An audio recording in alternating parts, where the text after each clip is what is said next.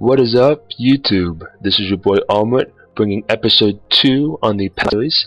This week's episode is opposing people's viewpoints, how to accept it, how to maybe counterpoint it, and how to make it. I actually have 2 quotes for you today to kind of, for us to think over and kind of mull over and maybe, come to a conclusion on. And the first quote comes from Dudley Field, and it reads, "I've never in my life learned anything from any man who agreed with me." The second one comes from the famous philosopher Aristotle, who said, "It's the mark of an educated man to be able to entertain a thought without accepting it." Okay, so the common occurrence of the day seems to be you watch the news, you watch a political pundit show, and then whatever they say, people tend to just accept as truth without truly educating themselves, going through the hassle of doing some research, and truly looking into what are the facts. Has this been spun to lean one way or the other? Or is this indeed the truth? Now, there are going to be times in your life in which somebody will come and challenge a belief, challenge a concept that you have, and a lot of people will be afraid when this happens. They'll total up, they'll get angry, they'll just attack, sling mud, not listen. What both Dudley Field and Aristotle say is, don't do yourself with a bunch of people who just agree with you. You want to embrace these people who actually challenge you, because it is through a healthy challenge and through healthy conversation that we grow. We grow intellectually, we grow spiritually, we grow as a person. It's through maybe sometimes even having that debate, having that discussion, that it maybe even forces you to go back and rethink a stance, to go back and do a little bit more research on a topic that you just deem to be true, without any relevant facts behind it. Sometimes you're right, sometimes you're wrong, but it's a good feeling when you can stand opposite of somebody and you make a statement, you make a personal belief, and they challenge it, and you could stand there and sure as day and have an educated debate, an educated discussion with them, in which you yourself use facts, use figures, use logic to go counterpoint with this individual, rather than just simply making a statement that you hear a lot of people saying of, just because I feel it, I know it, so I heard it from somewhere else. You would have come to that conclusion on your own and on the merits of a hard thought discussion. Sorry, I'm still nursing a cold.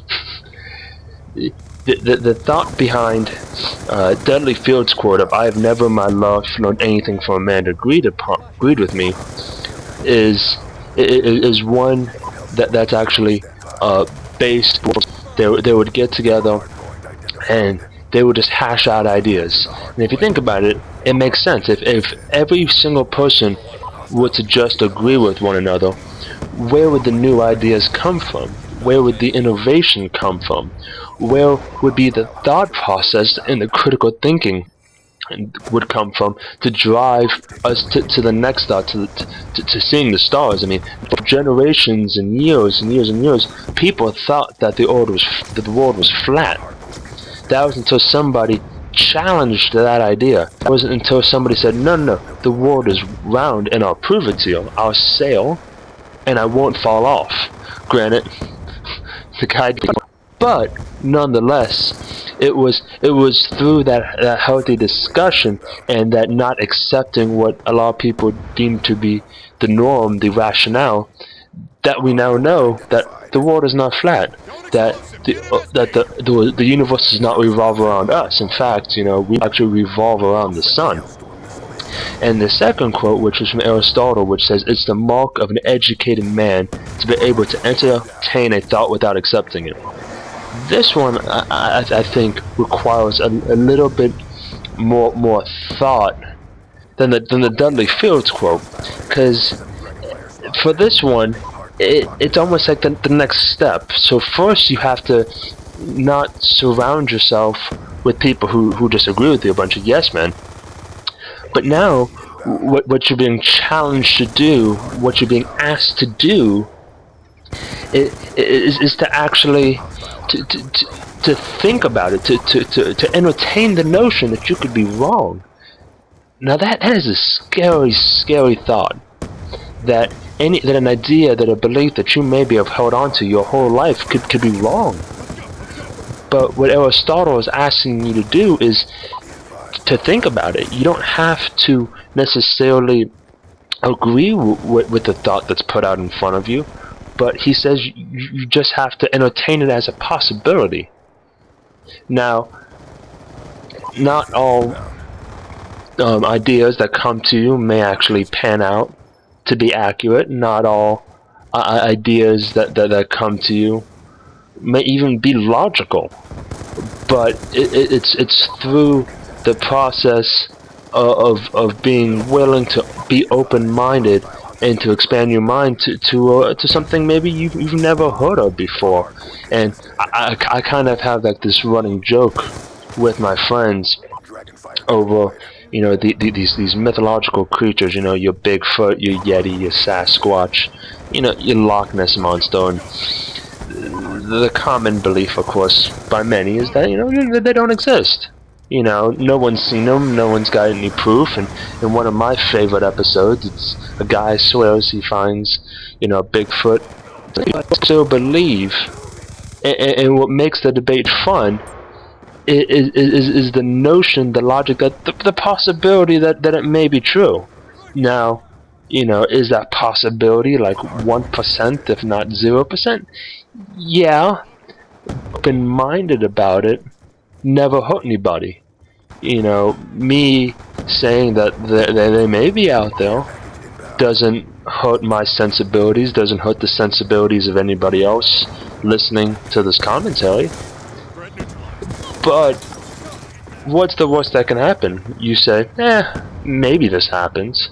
And then, you know what, if it doesn't happen, you say, see, I thought about it, I was right, no hard feelings. But what happens if, you know, the thing actually does exist, or it doesn't exist? You know, you don't go, oops, egg on my face, that thing's actually been out there, and I just never really noticed it, my bad.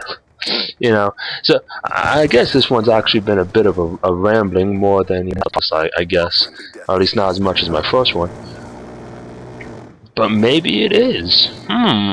Did I just inception you? Did I just put that idea in your mind? No? What a shot. What I really like on this one is, you know, put in the comments below some ideas for what you'd like to see me talk about in these upcoming Path to Enlightenments, or even what your thought is on this topic, because this is one of those topics in which, you know, the more you think about it, the more you make logic circles and puzzles, and it kind of hurts your head, and it's kind of a lot to take in, you know. But once again, I'd like to thank you for taking the time out to watch the Path to Enlightenment. Hopefully you gleaned a little bit off of this video, and remember, there's a link in the description to actually the last video, which I think some person's a little bit better, but what are you gonna do? And hopefully I'll be back with you again soon with another episode on the Path to Enlightenment. As always, like, favorite, subscribe.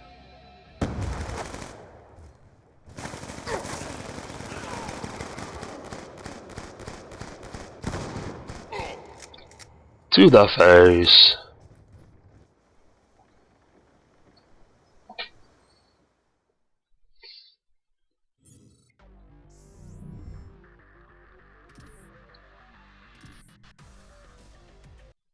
As always, thank you for listening to the Path to Enlightenment series. This has been episode 2, Opening Your Mind.